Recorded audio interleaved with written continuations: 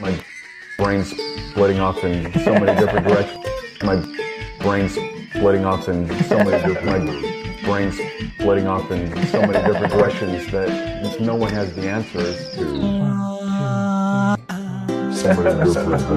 My dad was a shrink. Certain things upset me. And my dad was a shrink. Certain things upset me. And my dad was a shrink. Certain things upset me. What's the furthest star, and then what's beyond the furthest star? What's the furthest star, and then what's beyond the furthest star? What's the furthest star, and then what's beyond the furthest star? Questions that no one has the answers to. I'm Jeremy Greer. And I'm Gary Butterfield. And this is Days of Future Cast, the podcast where we talk about X-Men and X-Men adjacent properties. Gary, how are you today, my friend? Doing all right. It's Black Friday. Went to bed last night. Why can't there be a White Friday?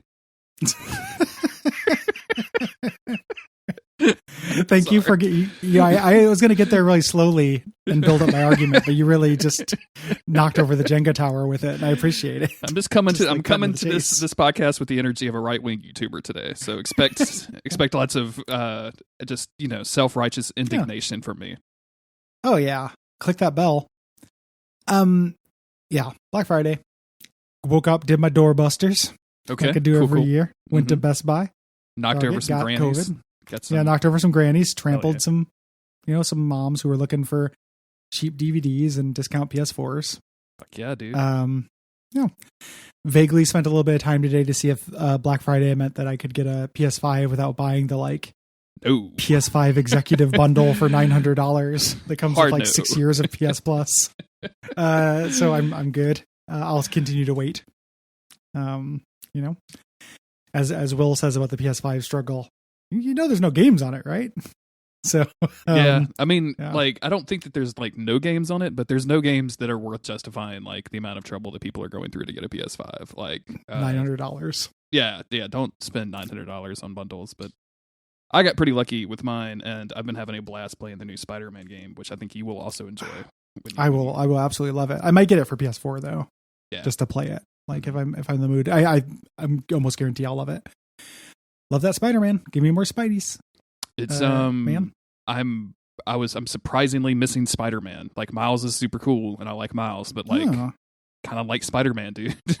Spider-Man is also fun, but it's a fun game, and the plot is really good and everything. So I'm having a good time with it. Yeah, I'm excited, super excited. That's one of those franchises where if they just kind of keep making those every couple of years, I'll probably just keep playing them. Yeah, I'm finding myself. It's got just as much. It feels like there's just as much activities, side things that you do in each little borough of New York as the original one, and I'm finding myself I don't really care. I'm just going to leave that reactor as a problem over in Astoria. I don't. This is a problem for Prowler. I'm from Brooklyn. I don't care. You know what I'm saying? Yeah.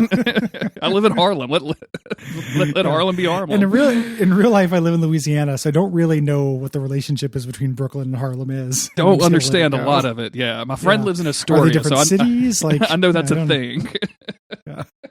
How far apart are they in real life? I don't actually get it. Prowler's in the game though, which is kind of cool. Yeah. It makes sense based off the movie, not near as cool as he is in the movie though. I believe that too. X-Force. We're talking about X-Force. We're talking about the penultimate issue of the X-Force run with one of my favorite covers from the run. I would love to get this copy of Mutanopoly. Mutanopoly sounds like a lot of fun. What's the weirdest Monopoly version that you've ever seen? Because there's some really bizarre ones out there. The one that made a bunch of waves not too long ago was the Girl Boss edition, which was just there, but got a lot of negative attention because it was just gross. It was pink washing and attempting to appeal to ladies while in a really transparent way, given that Monopoly could already be for girls. Do not pass go. Do not collect 200 vials of gamer bath water. Do not pass glass ceiling. Do not. It was that was the weirdest version I've seen recently, and I haven't played a lot of versions of it. I played a lot of just straight Monopoly when I was younger, and then even as a little kid game critic, I was like, this sucks. Yeah, this takes forever. Can we just not do this anymore? A 6-hour game that's just not very fun. What do you mean all of the rules change in 6 hours into the game? That doesn't make any sense, Uncle Kyle. What are we doing? Jesus Christ, Kyle. Yeah, there's also that slow, that like absolute, like I feel like you should always play Monopoly with like a slaughter rule. So if like you're getting to the end and it's like, I got 2 railroads and all the orange ones, and somebody else has everything else, like they should just win. And then we can go about our day and like start hating each other. Like just go read a book or something. Yeah. Like, you got it. Okay. You did a good job. Now let's just never talk about this again. Yeah. You wanted this weird abstraction of capitalism. So I saw a conservative version of Monopoly, which is hilarious to me because of like what Monopoly is to begin with. Yeah. But like just a themed conservative version I thought was very funny. So is that like I got Condoleezza Rice like on the spaces, or was it just like conservative in terms of its rule set? No. Like I don't want to say right wing because I didn't really look into it that closely. Like I don't know if Jordan Peterson is on it or anything, but like yeah, definitely like the Condoleezza Rice Monopoly. Gary's about to buy this for somebody's birthday. Just taking a look to see what pops out. Wait for the Sky of America, a race for the future. How conservatives break Monopoly socialism parody. Oh, I think this was the other one I saw, where the Monopoly that makes fun of socialism. Winning is for capitalists. Of course. Yeah. Man, I hope it wasn't like a parody. Like maybe this was just a really maybe this was just a really good tweet, and I just took it to be true. That's the worst thing when you get taken in by one of those scams. Yeah. So we got our principal crew, our 3, the Anarchist, Duke Girl, Mr. Sensitive, and then also Dupe, on a gigantic board of Monopoly with dice, crushing them in on space. The cover, like floating around on a Monopoly board asteroid, which is very good. And we're in the middle of a lot of drama. Mm-hmm. Those 3 and Dupe went off in a little escape capsule, and they found a smaller escape capsule that only has room for 2 of them. They're going to roll dice to see who gets to go. Back on the space station, they've taken out the CIA agents who are evil, but the person they think is the Spike is actually one of the Bushrangers, one of these shape-shifting super criminal death row inmates, who has taken the form of the Spike, and they do not know the remaining members of X-Force. And we pick up with that crew with said Bushranger, like basically saying like, I guess I need to be the new leader. Like we don't have a leader anymore, and everyone else is just freaking out about their teammates possibly being dead. But he's just like, no, I should be the leader, right? Mm-hmm. Yeah, it's inappropriate, and they call him out on this. Mm-hmm. The kind of fighting here allows Fat, who had been wounded, to kind of reconstitute his muscles to get his like natural healing to kick back in, so he's not going to die. Yeah. During this. Importantly, the Vivisector accuses him. He's like, maybe you don't think that I should care about Fat at all. Like, that's why you're fighting. And he doesn't know what he's talking about because this isn't the Spike. The Spike is a homophobe. Yeah. It just so happens that this death row inmate that's turned into a mutant by the CIA is cool with homosexuals. Yeah, he's not for the stay. As they're doing this, they see the escape capsule coming back in. It looks like their friends have made it. And we get this flashback. We're getting these like sepia tone flashbacks to them making the decision by rolling the dice. Yeah. They're all each going to roll 1 dice. Whoever gets the lowest stays. And we get this little cutoff here where Eddie rolls the dice first. We don't get to see how it lands, though. I think this issue is really clever, actually, how it jumps back and forth. Me too. Between time and uses almost like cliffhanger things. Like you can imagine her like throwing the dice and it being in the air before a commercial break. Yes. Yeah. It's very cinematic. It feels very good. It feels very breezy to move through too because of that. Like you're just like jumping from scene to scene. Everything feels like it's going super fast.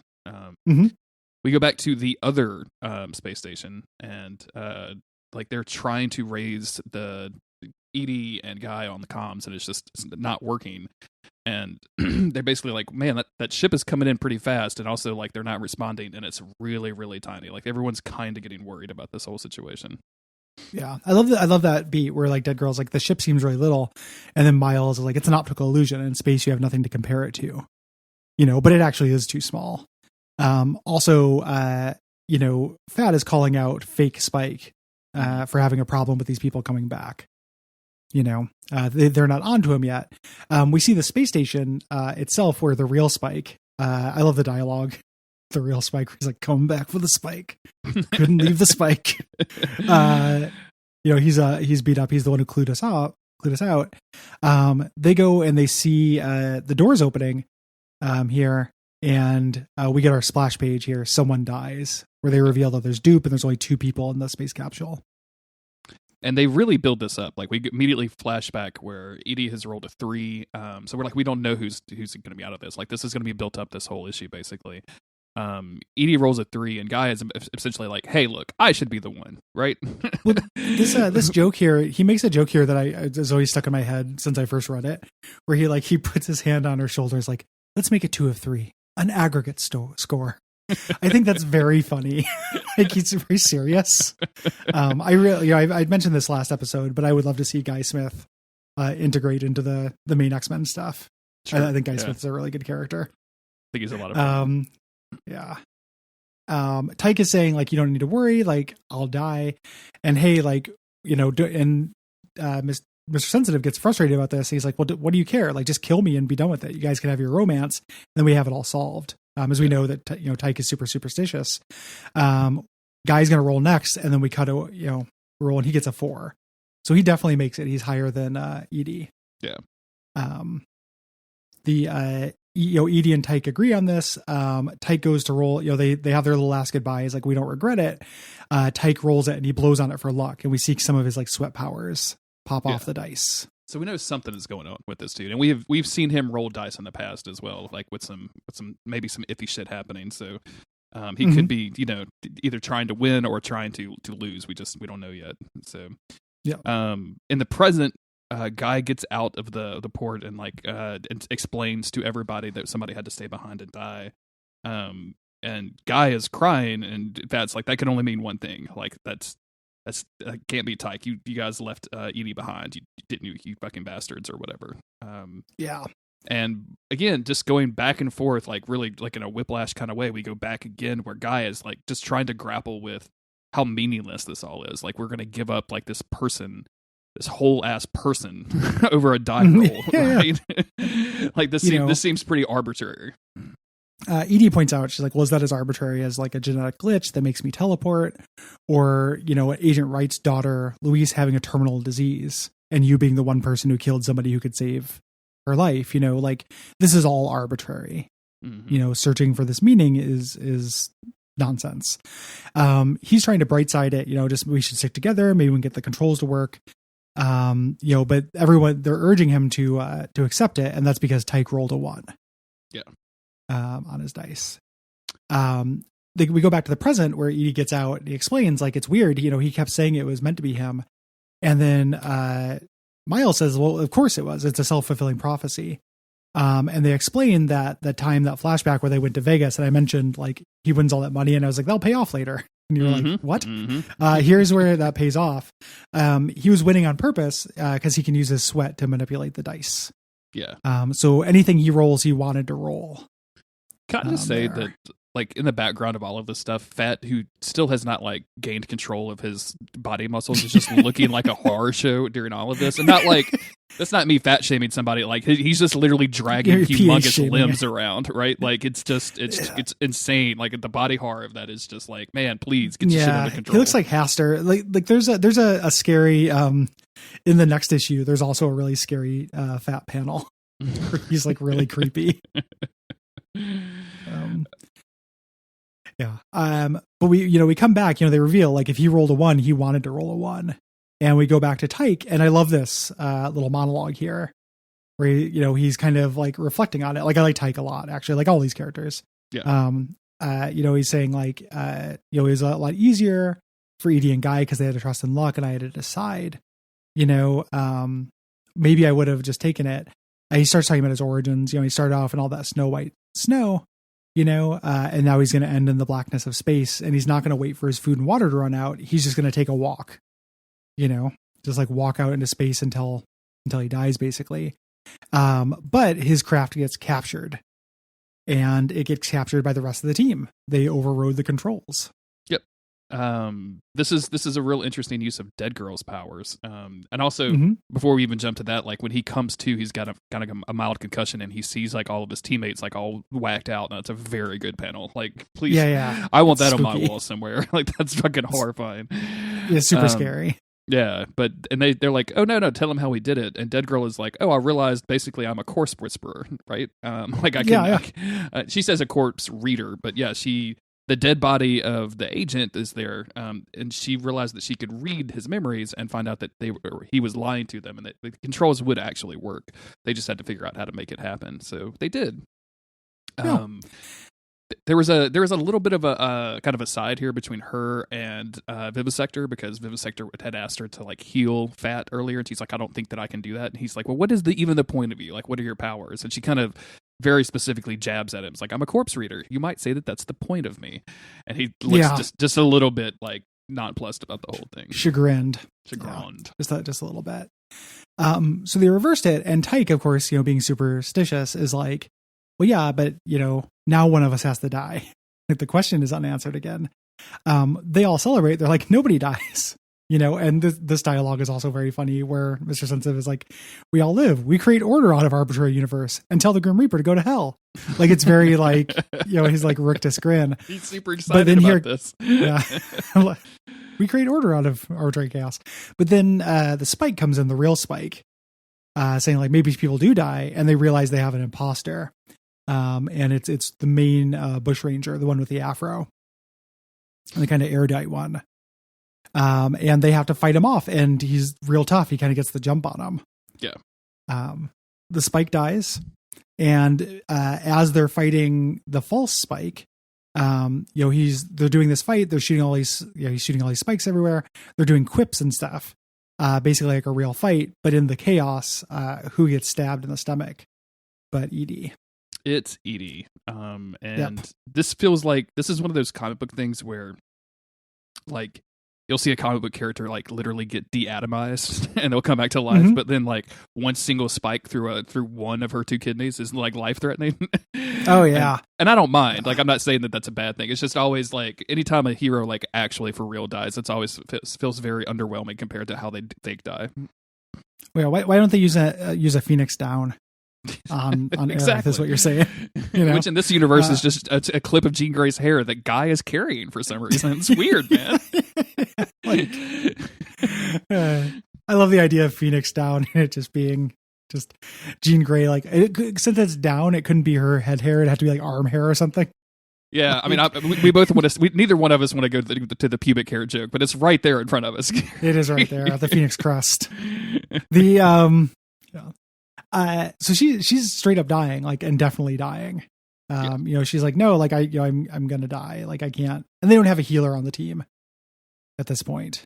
So just obviously, Mr. Sensitive is super upset about it. And she's trying to get him to be stoic. She's like, do something for me. Bury me out here with the stars. Like, if you buried me back at home, my grave would become this tourist trap, and they would sell glowing replicas of my gravestone. Which is very sad. And the last thing that she says before she dies is, I figured out a new name, and whispers in his ear. And Edie dies. And that's it. Yeah, she passes away, and they shoot her bullet back into space, and we get some thought narration from Guy saying, 1 bullet, 1 gun, 6 chambers. These are my friends. They will be faithful. They will not desert me. And yeah, he's right back to the Russian roulette system again. So he's not in a good place right now as they watch the Edie's corpse, get blasted into space somewhere. Yeah. As I mentioned last episode, I kind of said this. Peter Milligan really did roll dice to see who would die. For this, like, he did not have it decided in advance, or that far in advance. When he was plotting it, he did it randomly, and then, like, as a little challenge to himself, made himself stick with it. So this is the last one he wanted to have die, the last person, and he talks about it in like interviews at the time, where he's like, yeah, like, I miss writing her, like, she was a really fun character to write for, and you can kind of see that because her shadow will hang over the series for quite a while, actually. But it's really interesting, thinking about that, like the idea of it being random for him, and then the characters determining it randomly as well. Creating limitations a cool and like idea.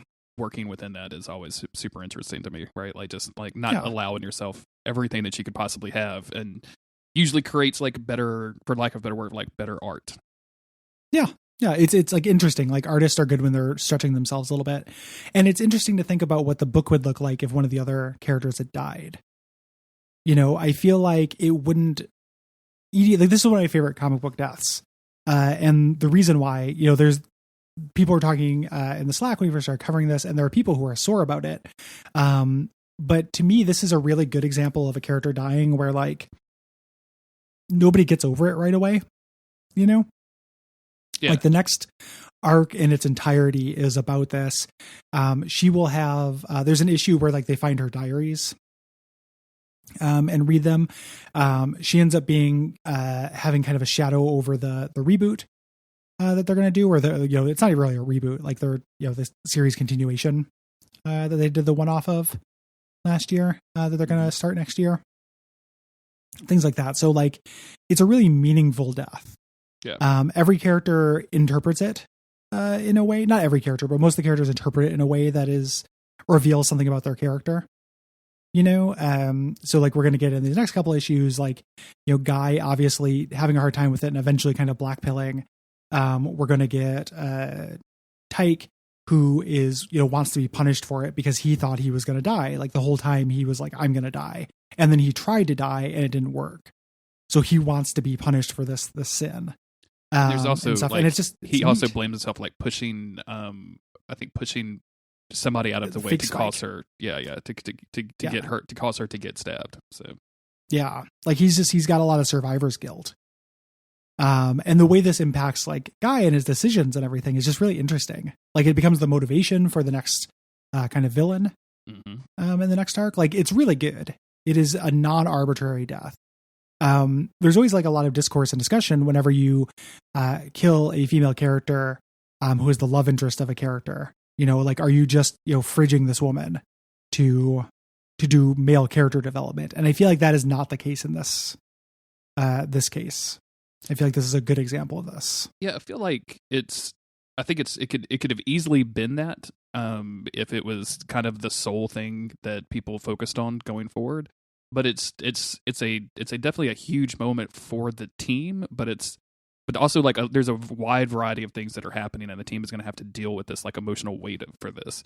Like it's not just this didn't turn Guy into a homicidal maniac where he has to take revenge on all of the Bushrangers, right? Like it's not a clear like revenge. It's actually like, no, this person died and I have to deal with that. Like I can't just there is no big bad for me to go take revenge upon, which is where I think we get like the fridging stuff from. Not that I'm an expert in fridging, like I'm not trying to say that or anything, but no. I don't know why I had to clarify that. But anybody who knows me is like, oh no, Jeremy, the fridge guy. Yeah, definitely Jeremy, the fridge guy. He's my fridge guy. Oh, do you mean he works on refrigerators? Nope. No. He just analyzes stories for their possible fridge content. Yeah. So specifically for how they mistreat women. I know it seems weird that he's the voice who does that, but hey, here we are. Here we are. Dance with the one you came with. Every YouTube channel's got to have one. every podcast network has to have one of these. Smash that bell. I think this is a really good example. Not to take anything away from people who feel hurt by this, because I like Dee Dee a lot as a character too. But you know, it does feel good that she's not gone, and that she just has these huge repercussions. This arc is great. Like this whole thing with the Bushrangers and space and stuff is a really great arc in this book. Very satisfying, like Pyrrhic victory. You know, like they kind of won, but it was all meaningless in a way that really supports the themes of the book. You know, like what does meaning look like for this kind of fake constructed team that is trying to navigate what doing good looks like in this milieu. Good shit. Good stuff, man. I love this. And the next issue is going to be the last issue of X-Force, and we're going to switch over to Ecstatics, where I actually officially started reading this comic book, so I'm glad to catch up with where I was. I meant to ask you about that, too. So you knew she was going to die. Yeah, I've known this entire time. Yeah, so it's been really kind of bizarre, especially like, and I think that took a little bit of the punch away from the death, because they were very obviously trying to build tension with the whole dice roll thing, and I was like, yep, okay. And then like, obviously they do the switcheroo, where, you know, oh, actually, it's Tyke, and I was like, well, I mean, she's still got to die because I've read ahead. So and I've seen Tyke in the new issue, so yeah. You know, Tyke ends up okay. So I think I know some of this is what's going to happen. But I mean, with a lot of that stuff, like I'm learning more and more that knowing a fact about something doesn't necessarily take away the enjoyment, but it can take away some of like the impact. But like, and there's definitely stuff that I wouldn't want to be spoiled about. But on the same time, like knowing that a character dies is like, okay, well, that's going to be interesting. How are we going to get there, right? Like that, I want to see how that's going to impact everything. So. Yeah, this is delivering. So I was a big fan of this, and I'm a real big fan of the next issue too, which is kind of like a everyone deals with the consequences kind of situation. Yeah, good shit. So we'll be back with the next issue here pretty soon. These episodes are shorter than our other ones, but it's because they're a breeze. Yeah, I think. Yeah, Yeah. I mean they're easy to talk about, and they're fun to talk about. If you're not reading along with the show, I can't tell you enough. Like, please go read this. Like, get Marvel Unlimited, go to your local comic book shop, whatever. Like, go read these because they are an absolute blast. Like we kind of have stopped talking about some of the art. Like very early on in this issue, there's 2 frames that are put together in such a way where like Vivisector and the fake Spike faces are like basically in the same frame. But it's just a really neat. Like all of the artwork and stuff is really fucking good. We just kind of after a while saying the art is good on a podcast. Like, what are we talking about? Yeah. You can only say that so many ways before you start repeating yourself, but it's very good. Please go read this, and I know a lot of people have, and like they just sprinted ahead of us, so I'm down for that as well. The really cool thing about this too is that the art continues to get better. Like the art in these are really good, but one of the things that's going to happen is they're going to start expanding their cast as we go. Not necessarily on the team, but of like side characters, and we kind of get a peek into the the process of joining, choosing new members for X-Force. So that just gives Mike Allred and the various artists on this license just create weirdos. Yeah. And I love it. Like there's a panel where they show this competing team and their perspective. Like their perspective members are so good. Orifice? It's so fucked up. I can't wait to talk about Orifice. Who's voting for Orifice, dude? I'm a superhero. My name is Orifice. It reminds me of the that Australian dude from the new X-Men that Cyclops and Wolverine saved. Oh yeah, Ugly John. Man, I have 3 faces and all of them are dog ugly. I was like, oh man, that sucks. I love shitty mutants, dude.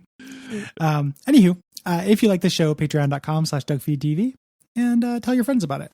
Yeah, tell your friends. Support the network. Duck stream coming soon, probably. Very soon. Probably sometime in the month of December. So prepare for that. Yeah, definitely in the month of December. We will make announcements. It's taking a little bit longer because we are doing the logistics of doing it virtually, which in some ways is easier because we're all just doing it from our house, and in other ways is harder because we can't, at least for the Duckfeed West portion of it, we can't just like fart around. We have to fill content and have things on the screen.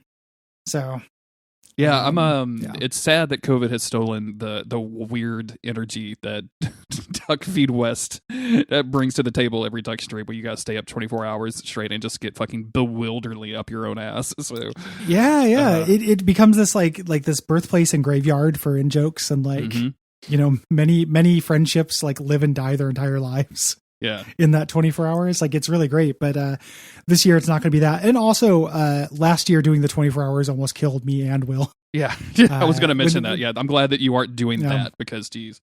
Will drove me home. I immediately vomited twice and then couldn't sleep for hours because I had like leg cramps that were the most painful thing I've ever felt.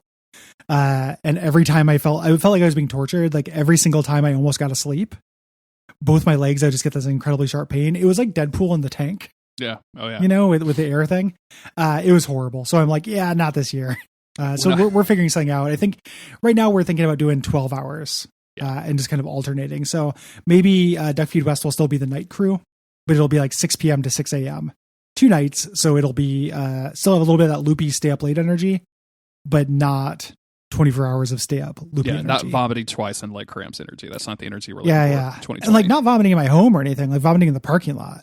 Yeah. I'm sorry, other denizens of Buckman Heights. Like I didn't mean to. Sorry you had to see that, but yeah, we were raising money for charity, so deal with it. Yeah, whoever's car, like I was incapable of caring about anything. Like whoever's car that was that I vomited near, I really apologize sincerely. And if you're a listener, hit me up. I'll get you a sticker or something. Oh no. But I if you're a listener, keep that shit to yourself. Nobody needs to know that. Anywho. Yeah, check out the Patreon. Tell your friends about the podcast. We'll have details for Duckstream. Do you want to say what we're covering on that right now? Because we're going to talk about New Mutants. We're going to talk about the New Mutants, and a small spoiler: I think me and Gary are slightly more positive than the internet in general is about that movie, which has always been true for every X-Men movie ever. So yeah, I think you're a little bit more positive on it than I am. Mm-hmm. I think I'm maybe more positive on it than like Apocalypse or X3, sure. But it's down there for me. I like it less than I liked Phoenix, which is a lot because that movie's tough. Mm-hmm. But there were the things I liked about it, I liked quite a bit. It's a weird movie though. Yeah, and I'm glad I didn't risk my life in a theater to see it. Me too. And watch that shit. A concession stand.